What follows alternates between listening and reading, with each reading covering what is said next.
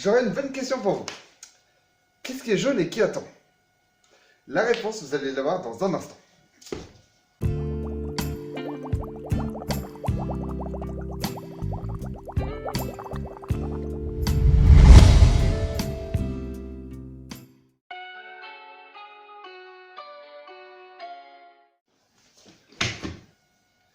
Salut, je suis René et je suis en stage au laboratoire du LISE et je travaille sur des supercondensateurs au graphène induit par laser. Maintenant, pour vous répondre à la question, qu'est-ce qui est jaune et qui attend? Du kapton qui attend d'être transformé en graphène. Le graphène est un matériau bidimensionnel qui a des propriétés mécaniques très intéressantes. Avec une feuille de cette taille à peu près, vous pouvez mettre un ballon de foot et ça tient. Bien sûr, je vous précise, la feuille ne fait qu'un atome d'épaisseur. C'est hyper solide. Avec ce matériau, on pense aussi pouvoir faire des ascenseurs qui vont jusqu'à la Lune. Mais c'est que théorique. C'est surtout pour vanter les propriétés mécaniques. Pour les chimistes, le terme technique, c'est un monofeuillet qui a des doubles liaisons et ça ressemble à ça en réalité. Ce graphène, je le fabrique avec une espèce de film qui s'appelle le kapton. Il existe en scotch, avec un adhésif au silicone derrière, et il existe aussi en feuille pure. Le kapton est utilisé pour d'autres applications qui sont très utiles aussi, notamment pour l'isolation thermique, les imprimantes 3D, les batteries. Il s'agit en réalité d'un polyimide. Le polyimide, voici la formule. Et avec ça, on fait du graphène. Comment? C'est très simple. Le kapton, quand vous passez un coup de laser dessus, il se carbonise. Et quand vous observez la carbonisation qui a été effectuée, vous pouvez observer une mousse de graphène. C'est ce que je vais vous montrer aujourd'hui. Attends, mais là tu me parles de supercondensateur. C'est quoi un supercondensateur? D'ailleurs, c'est quoi un condensateur tout court? Un condensateur, c'est deux plaques métalliques. Et il y a un côté qui se charge en électrons et l'autre qui se décharge en électrons. Et à un moment, quand on met le contact entre les deux fils, eh ben, les électrons vont d'un seul coup sur l'autre plaque pour pouvoir rééquilibrer le potentiel. Et là, vous avez un courant qui circule. C'est comme ça qu'un condensateur fonctionne. À la différence d'un condensateur classique, le supercondensateur, lui, sur sa surface, il y a des motifs en zigzag, comme ça. Et cela lui permet d'avoir une plus grande surface spécifique. C'est-à-dire que par exemple pour 1 mètre carré de surface, vous pouvez avoir une surface spécifique qui est beaucoup plus grande et qui permettrait de stocker beaucoup plus d'énergie. Une autre différence notable, c'est que les supercondensateurs, eux, ne stockent pas l'énergie sous forme d'électrons, mais sous forme de charges ioniques. Ces ions, ils s'absorbent dans la porosité de la surface et gardent l'énergie de la sorte. Avec ces supercondensateurs, la suite, c'est qu'il faut appliquer un gel de H2SO4 par-dessus pour assurer l'électrolyte. La recette de cet électrolyte est simple. Il vous faut 1,33 ml de H2SO4 à 98%, 0,25 g de PVA et 2,5 ml d'eau distillée. Alors, première chose, avant tout, en blouse. Donc tout d'abord, j'ai pesé 0,25 g de PVA. Donc ça. On y ajoute 2,5 ml d'eau distillée et sous Sorbonne, 133 microlitres d'H2SO4. Ok, la première étape, c'est on prend du double face, on le scotche sur la paillasse. Ensuite, on place notre supercondensateur dessus. Ensuite, vous placez le fil ici, sur une des électrodes. Et vous prenez du scotch double face et vous l'appliquez dessus. Ensuite, prenez un fil, on va mettre une goutte de lac d'argent dessus. Ça. Ça ne mettez pas trop, il faut juste que ça recouvre l'électrode et que le contact soit bien fait. Et voilà. Maintenant, il suffit de brancher le pince-crocodile dessus. Faites la même chose pour l'autre électrode. Et maintenant, on va pouvoir mettre le gel dessus. Donc, j'en ai préparé, et la recette, c'est la même que je vous ai montré tout à l'heure. Il est encore chaud, hein, c'est tout prêt. Prenez avec une pipette. Et j'en mets sur toutes les électrodes. Uniquement sur les électrodes et surtout pas sur les fils ni sur l'argent. Et voilà. Et là, vous avez votre électrode. Il y a 3 paramètres à prendre en compte. Très important. La puissance, car c'est elle qui va décider si le graphène il est vaporisé ou LIG. Les deux riment en et. Si la puissance est trop forte, le graphène est vaporisé et vous n'avez rien. Comme vous voyez à droite. Et si votre graphène est LIG, vous voyez la même chose à gauche, où ça fait un beau film par-dessus le capton. Le deuxième paramètre le plus important, c'est la vitesse de passage. La vitesse de passage est à recalculer en fonction de la puissance que vous avez utilisée. Donc, un laser par exemple à 10 watts, si elle passe lentement, elle crée un trou. Si elle passe très rapidement, elle crée du graphène LIG. Et si elle passe encore plus rapidement, elle crée rien du tout. Enfin, si, petite trace de fondu sur le polyimide. Le polyimide, il faut savoir qu'il résiste à 500 degrés, voire plus. Le troisième point le plus important, c'est qu'il lui faut du capton comme support. Le capton a vraiment un avantage, notamment pour les graphènes LIG, de pouvoir produire du graphène avec un seul passage, sans défocalisation. Contrairement aux autres matériaux, il possède des cycles qui peuvent être déjà carbonisés en mousse de graphène. L'idée de ce sujet me vient de la chaîne YouTube Breaking Taps, qui montre dans l'une de ses vidéos comment faire ces supercondensateurs. Et j'ai été étonné par cette simplicité, donc j'ai décidé de réaliser de l'expérience au Fab Lab de Sorbonne Université, et j'ai pris quelques vidéos que j'ai envoyées à Emmanuel Maison-Haute, qui travaille en tant que professeur au laboratoire Interface et Systèmes électrochimiques, qui est un aliment entre le CNRS et Sorbonne Université. Et c'est comme ça qu'il m'a pris en stage. Bah, allons voir comment ça se passe au Fab Lab. Alors, recoucou. Alors là, on est au Fab Lab, et il y a plein de machines, et dont celle que je vais montrer qui s'appelle la découpeuse laser. Elle est ici. On va mettre ça à l'intérieur. C'est du coup le capton que je vous avais montré tout à l'heure, qu'on va passer dans la machine. J'enlève les bulles. Donc là, on va faire la hauteur. Donc c'est un 4 piges. Et si t'as pas pigé, c'est que c'est un 4 piges et il faut que tu piges avec ça. En gros, on va attendre que la plaque descende tout en bas. Je mets le laser sur le capton. Je place ça ici. Et je le monte jusqu'à ce qu'elle tombe. Et voilà, c'est tombé.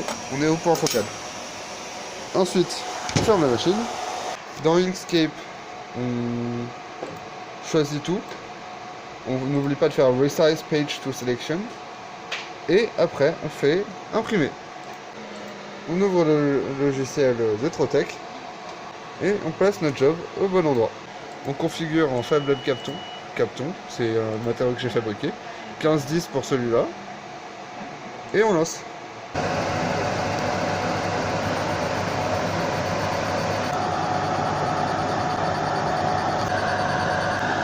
Ok, maintenant ça marche moins bien parce que le capton s'est décollé. Mais il fait quand même la découpe. Là on peut voir le résultat que ça donne. À part la partie qui s'est décollée à cause de la chaleur, on voit que c'est pas si mal. Je vais sortir la plaque pour regarder. Voilà. Donc ce qui n'est pas sur le point focal n'a pas été découpé, mais ce qui l'était a pu être fait correctement. Mais René, en quoi ce que t'as fait c'est du graphène? Tu veux pas qu'on aille vérifier ça? Viens, on va faire du ravant au sous-sol. Attends Emmanuel! C'est quoi du ravant? Ce serait pas une rame au Gérondine? Mais non René! C'est pas du tout une rame de bateau! Qu'est-ce qu'ils sont bêtes ces gens? Viens, je vais te montrer. Ça, c'est du raman. Waouh!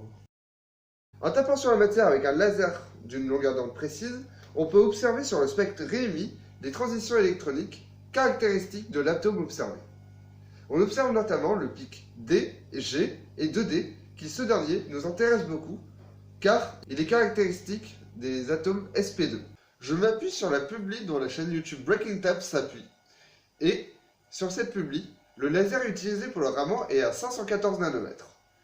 Notre labo n'ayant pas de laser à 514 nanomètres, on a fait les spectres à 532 nanomètres. Normalement, on espère que les spectres sont équivalents. On remarque que le LIG 5,4 watts de la publi ressemble pas mal au LIG 5,6 watts sur mon spectre Raman. Par contre, pour le LIG 3,6 watts de la publi et mon LIG 3,6 watts, les courbes ne se ressemblent qu'assez peu. On remarque que les trois pics sont présents, mais leurs proportions sont assez différentes. Le Raman ne prouve pas la présence de graphène ou du fait qu'il s'agit bien d'un supercondensateur. Et la structure, on n'en a aucune idée. C'est pour ça qu'on va d'abord l'observer avec un microscope optique. Et vous avez ces images-là. On voit en gros des trous et des structures 3D qui témoignent peut-être d'une surface spécifique assez grande. Mais c'est absolument insuffisant pour connaître la vraie structure 3D qui est à l'échelle microscopique.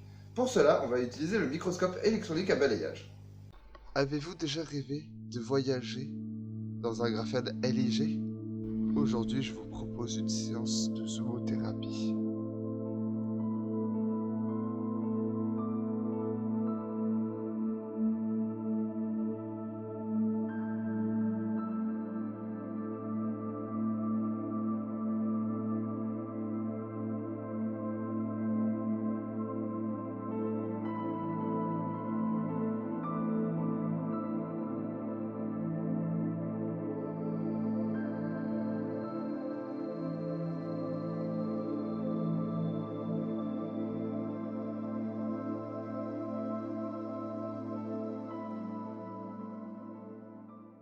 Pour faire du MEB, la métallisation n'est pas nécessaire car le graphène LIG est conducteur.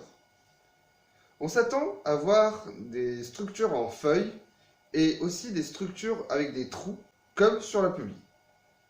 J'ai aussi comparé cette image à d'autres images sur d'autres publis et on observe ça.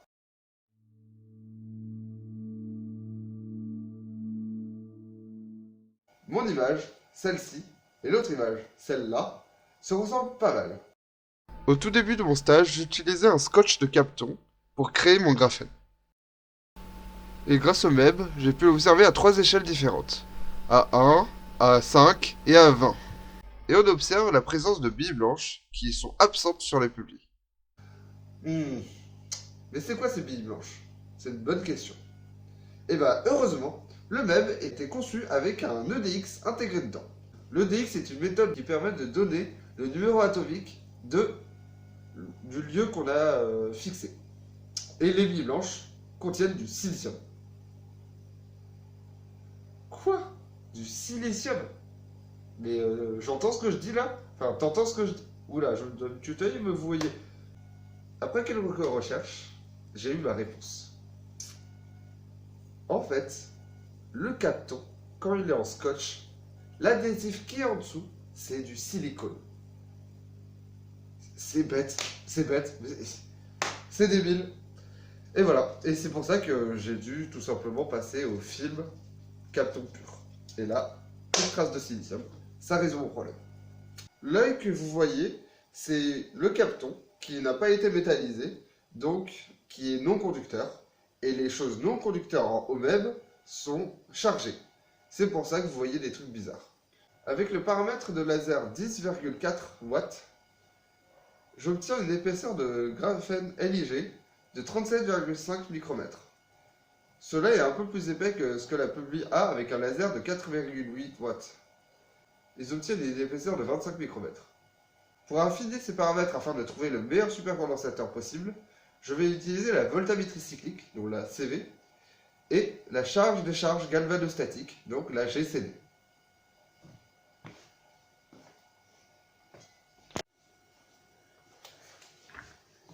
On voit que dans les différentes courbes de voltammétrie cyclique, plus la vitesse de balayage est grande, plus l'aire de la courbe est grande aussi.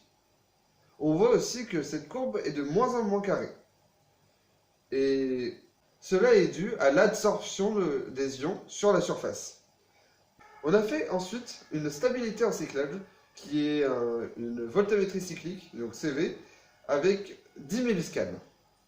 Ça a pris toute la nuit, et le matin, quand on est allé voir les valeurs, on a observé deux profils, le profil initial et le profil final. On voit que l'air de la courbe a augmenté. On en déduit qu'il s'agit d'un phénomène de mouillabilité, et on l'a calculé à 105,2%. C'est-à-dire que l'air a augmenté de 5,2%. Le phénomène de mouillabilité est dû à l'électrolyte qui s'absorbe à l'intérieur de la porosité du graphène et améliore les performances du supercondensateur. Parce qu'à vitesse de balayage élevée, les ions sont limités par leur vitesse de diffusion. Le stockage d'énergie est donc moins efficace et on a donc une moins bonne capacitance. La capacitance se calcule avec ce calcul pour la CV et ce calcul pour la GCD. On va maintenant vérifier ces valeurs de capacitance avec celles de la GCD. On voit que sur la CV, le paramètre 13,7, c'est-à-dire une puissance de 10,4 watts, donne les meilleures performances. On va comparer les valeurs de capacitance calculées avec la CV avec celles de la GCD pour être sûr des valeurs de capacitance. J'ai pu calculer d'abord avec la CV la capacitance spécifique, puis avec la GCD la même capacitance spécifique, et en la comparant à la publi, je vois que les valeurs sont pas si différentes que ça. Sur la publi, on voit que c'est entre 1 et 5 millifarads par centimètre carré, et moi j'obtiens plutôt quelque chose de l'ordre de 1 millifarad par centimètre carré. Ce qui est pas mal, parce que il faut savoir que mes électrodes sont pas exactement pareilles que celles sur la publi. Grâce à l'EIS, donc la spectroscopie d'impédance électrochimique, j'ai obtenu une valeur qui est presque la même, et cela confirme donc les valeurs calculées en GCD et en CV. On voit la présence d'un pic vers 5 watts et un autre pic vers 10 à 12 watts de capacitance. On peut voir que sur le publi, le supercondensateur de 4,8 watts répond toujours à une vitesse de balayage de 10 volts par seconde, alors que le mien, il ne répond qu'à 2 volts par seconde. L'expérience de conductimétrie montre qu'on a une conductivité de 11,81 Siemens par centimètre. Alors que sur la publi, on voit qu'il est écrit 25 Siemens par centimètre. Ma valeur est donc inférieure d'un facteur 2. Avec le paramètre que j'ai choisi, j'ai pu faire le bend test. C'est-à-dire que j'ai fait un supercap un peu plus long, qui est de l'ordre de 3 cm environ, et je l'ai plié à différents angles. Donc j'ai testé à 0 degré, à 90 degrés, à 180 degrés, et aussi à moins 90 degrés et à moins 180 degrés. On observe que sur ces courbes de CV, peu importe l'angle, les courbes sont presque identiques. La capacitance est donc similaire. On en déduit donc que le pliage n'a pas d'effet sur la capacitance. Le supercondensateur est donc bien fait sur un substrat flexible. En FTIR, sur le spectre du capteur en rose, on observe vers 1700 cm-1 une bande caractéristique de l'élongation C double liaison O, ainsi qu'une autre bande vers 1890 cm-1 qui est caractéristique d'une élongation CN. Ensuite, pour les deux spectres du graphène, on observe vers 1600 cm-1 une élongation C double liaison C aromatique. Cela confirme donc la présence de graphène. J'ai fait aussi une diffraction RX, mais cela n'a pas donné de résultats très concluants, car mon composé était trop amorphe. Et non les amis, maintenant c'est la fin. Je pense que la dernière chose que je vais vous montrer, c'est comment allumer une LED. Par contre, avant d'allumer une LED, je tiens à remercier Madame Catherine Debienne-Chauvy et Emmanuel Maison-Haute, qui m'ont beaucoup aidé durant ce stage. Je remercie aussi le doctorant Adnan Bouzina, ainsi que tous les ingénieurs de la plateforme, notamment Florence, Françoise et Cyril. Ils m'ont beaucoup aidé. Ce stage, je me suis beaucoup amusé, j'ai découvert beaucoup de techniques de caractérisation, notamment la GCD, la CV, la EIS, la stabilité en cyclage, et là je vous cite seulement les caractérisations électrochimiques. J'ai aussi découvert plusieurs autres techniques de caractérisation dont j'ai jamais touché ou entendu parler, qui sont géniales. Bah voilà. Bah si vous n'avez pas d'autres choses à me dire, en commentaire, vous pouvez continuer à regarder comment allumer de LED. Ce montage est composé de 5 supercondensateurs, dont un de taille différente parce que j'en avais plus, et un bouton, ici, et une LED. Et le tout relié avec des fils de cuivre classiques. Donc ça c'est les 5 supercondensateurs LIG, au graphène LIG en série, où on a les deux pinces qui sont directement reliées au potentiostat. Et donc là, je vais commencer à le charger jusqu'à 2,4 volts. Et je vais pouvoir allumer la LED. Par contre, pour allumer la LED, il faut éteindre la lumière.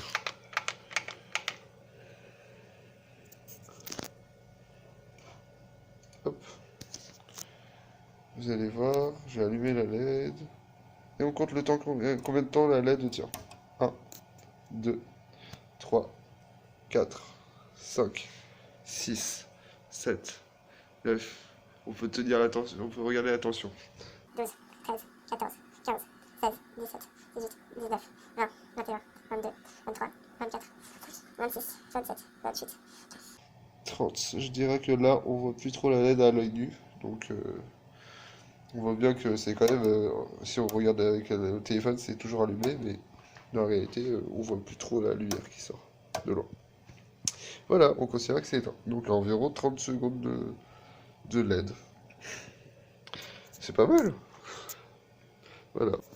Donc, vers 1,40 volts, la LED est éteinte. Et on va devoir essayer avec d'autres composants pour voir si ça fonctionne mieux. Bye bye.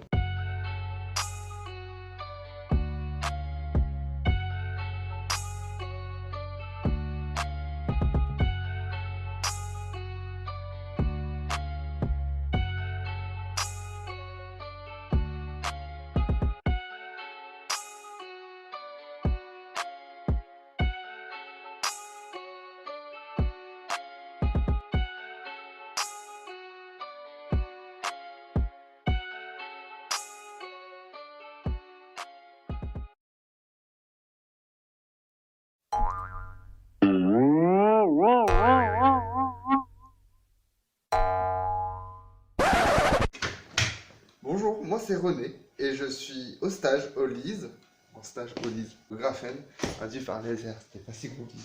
Ensuite, vous placez votre adhésif par-dessus, comme ça. Voilà. Placez votre adhésif dessus. Ah! Mais pourquoi il est pas double face? Ah! C'est quoi ça? Qui a inventé ça?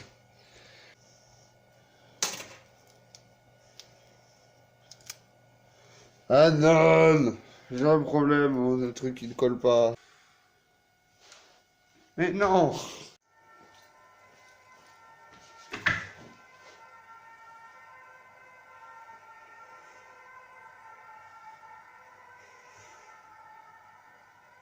Pars, voiture de police. T'as rien à faire là. C'est bon? T'as fini? Ok, on reprend.